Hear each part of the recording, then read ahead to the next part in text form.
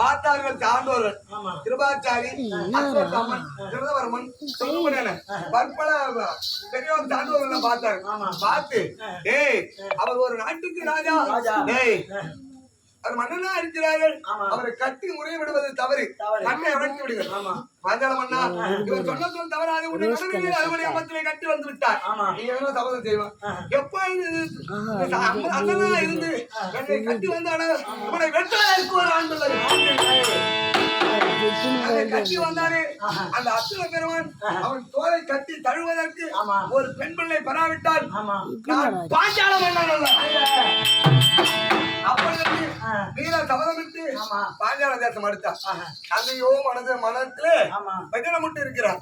என்னடா இது சபதம் செய்து விட்டு வந்துட்டுமே, இந்த சபதத்தை எப்படி நிறைவேற்றுவது அப்படி என்று கண்ணீர் மஞ்சள் வேதனையோடு இருக்கிறார். பார்த்தார் நாட்டிலே இருக்கும்படியான வேதத்தை கற்றுணர்ந்த சான்றோரிடத்திலும் முனிவரிடத்திலும் கேட்கிறார், எப்படி பிள்ளையை பயில்வது, எப்படி என்றால் பெருத்த ஒரு புத்திர காமாட்சி யாகம் செய்தால் அதன் மூலியமாக புத்திர பிறக்கும்.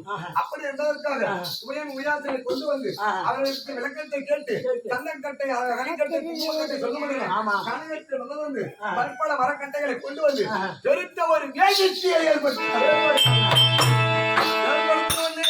அங்க முந்தி முதல்ல யாருக்கு தெரியுமா? அந்த வேலுத்திலே முந்தி முதலாக எங்கே